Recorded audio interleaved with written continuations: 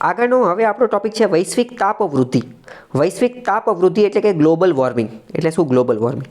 તો આ શું કહેવા માંગે છે? આ આખી વસ્તુ એવું કહેવા માંગે છે કે પૃથ્વીનું સરેરાશ તાપમાન ધીમે ધીમે વધી રહ્યું છે.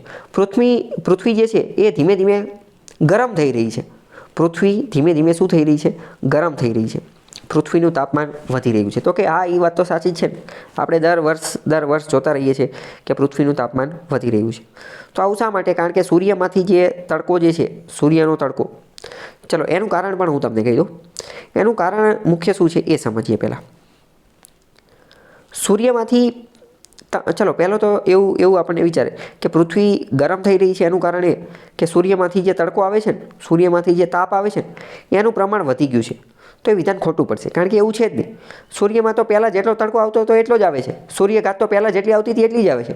એમાં કોઈ ફેરફાર થયો નથી. તો કે તો શું વાંધો પડ્યો છે એ જોઈએ. તો આપણે જોઈએ કે સૂર્યમાંથી જે તડકો આવે છે, તાપ આવે છે, સૂર્યઘાત આવે છે એ જમીન ઉપર રહે છે. પરંતુ આપણે જોયું હતું કે જમીનની સપાટી ઉપર ભારે વાયુઓ આવેલા છે. ભારે વાયુ. સૌથી ભારે વાયુ કયો છે કહી શકશો? Carbon dioxide. તો આવા જે કાર્બન ડાયોક્સાઇડ જેવા ભારે વાયુઓ જે છે ને એ શું કરે છે? આ મેગ્નેટ જેવું કામ કરે છે, ચુંબક જેવું કામ કરે છે. એ સૂર્યનો જે પ્રકાશ છે ને, સૂર્યનો પ્રકાશ એને પકડી રાખે છે, એનો સંગ્રહ કરી લે છે. વાદળી જેમ, સ્પોન્જની જેમ એને જે છે એ સંગ્રહ કરી નાખે છે અને એને પાછો જવા દેતા નથી. બરાબર?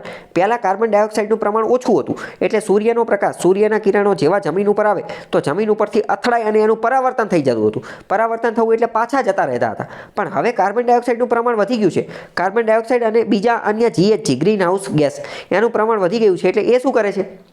એ વાયુને પકડી રાખે છે. એ શું કરે છે? પકડી રાખે છે. એટલે પાછું પરાવર્તન થતું નથી. સૂર્યના કિરણોનું પાછું પરાવર્તન થતું નથી અને આ એને પકડી રાખે છે. એટલે શું થાય છે? ગરમી વધી રહી છે. સમજાણું ન સમજાણું? ચલો એક વિધાન હું બોલું છું. સૂર્યમાંથી આવતી સૂર્યઘાત, તેમાં વધારો થવાના કારણે ગ્લોબલ વોર્મિંગ જોવા મળે છે. વિધાન સાચું ખોટું? ખોટું વિધાન છે. બરાબર. ચલો બીજી વસ્તુ. સૂર્યમાંથી આવતા તરંગોનું, સૂર્યમાંથી આવતા કિરણોનું પરાવર્તનનું પ્રમાણ ઓછું થવાના કારણે ગ્લોબલ વોર્મિંગ જોવા મળે છે. સાચી વાત કે ખોટી વાત? સાચી વાત. કેમ? કારણ કે પરાવર્તન હવે ઘટી ગયું છે. પહેલાં પરાવર્તન થતું હતું એટલું થતું નથી. પહેલાં વધારે પરાવર્તન થતું હતું, હવે ઓછું થાય છે. કેમ ઓછું થાય છે? કારણ કે કાર્બન ડાયોક્સાઇડ અને બીજા અન્ય વાયુઓ એને જકડી રાખે છે એટલે. બરાબર? જો આ આખી આકૃતિ એ જ દર્શાવે છે. પહેલું જો અહીંયા સૂર્ય છે. હવે એક નંબર આપેલો જો. ચલો પહેલું શું છે? પહેલું સમજો. એક મિનિટ. પહેલું શું આપેલું છે કે સૂર્યમાંથી જો બે કિરણો નીચે આવે છે. બે કિરણો નીચે આવે છે. હવે એક નંબર જો, એમાં એ પરાવર્તન પામી અને પાછા જાય છે. 1 અને 2 એ બંને શું થાય છે? કેટલીક ઉષ્માનો વ્યય થાય છે. એટલે કે પરાવર્તન એટલે પાછું જવું. એ કિરણો પાછા જાય છે. પણ વચ્ચે કાર્બન ડાયોક્સાઇડનું આવરણ આવેલું હશે તો શું કરશે? એ એને અટકાવી દેશે. ઓકે? આને ગ્રીન હાઉસ ઇફેક્ટ કહે છે. એ તમને ખ્યાલ હોવો જોઈએ. ચલો, તો કે સૂર્યના કિરણો પૃથ્વી સપાટી પરથી પરાવર્તન પામી વાતાવરણમાંથી પસાર થાય છે ત્યારે વાતાવરણમાં રહેલો કાર્બન ડાયોક્સાઇડ લાંબી તરંગલંબાઈ ધરાવતા ઇન્ફ્રારેડ કિરણોને શોષી લે છે. કાર્બન ડાયોક્સાઇડ શું કહે છે? આ આખું વાક્ય યાદ રાખી લેવાનું.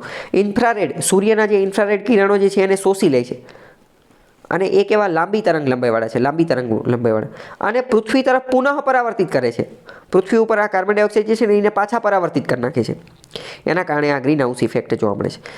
હવે તો આ બધું ગ્રીન હાઉસ ગેસના કારણે થાય છે. ગ્રીન હાઉસ ગેસ કુલ મુખ્યત્વે 6 પ્રકારના ગ્રીન હાઉસ ગેસ છે. એક તો કાર્બન ડાયોક્સાઇડ, અને બધાના નામ તમને ખબર હોવી જોઈએ.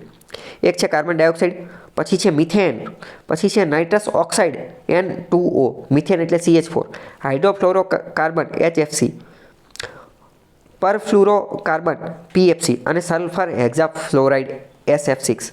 આ ઉપરાંત વાત કરીએ વોટર વેપર, પાણીની વરાળ જે છે એ પણ ગ્રીન હાઉસ ગેસ છે. પ્રશ્ન પૂછાઈ જશે નીચેનામાંથી કોણ ગ્રીન હાઉસ ગેસ છે? 5-10નું લિસ્ટ આપેલું હશે અને ઓપ્શન આપેલા હશે માત્ર 1, માત્ર 2, 3, 4. તો બધા તમને ખબર હોવી જોઈએ. ફરીથી જોઈ લઈએ. Carbon dioxide, methane, nitrous oxide, HFC, PFC, sulphur hexafluoride અને પાણીની વરાળ. મિથેન જે છે, મિથેન એ તો અમુકવાર એગ્રીકલ્ચર એક્ટિવિટી, કૃષિની પ્રવૃત્તિમાંથી પણ મિથેન નીકળે. જ્યારે આપણે વાત કરીએ પેડી એટલે કે ચોખા, એટલે કે ડાંગરનું વાવેતર કરેલું હોય ને, ડાંગર જ્યારે વાવેલું હોય ને ત્યારે એમાંથી પણ મિથેન છૂટો પડતો હોય છે. બીજી વસ્તુ, એનિમલ ડોમેસ્ટિકેશન, પ્રાણીઓનું જે પશુપાલન કરીએ ને તો પશુપાલનની પ્રવૃત્તિ દરમિયાન પણ મિથેન જે છે એ છૂટો પડતો હોય છે. ઓકે, ખ્યાલ આવ્યો કે નહીં?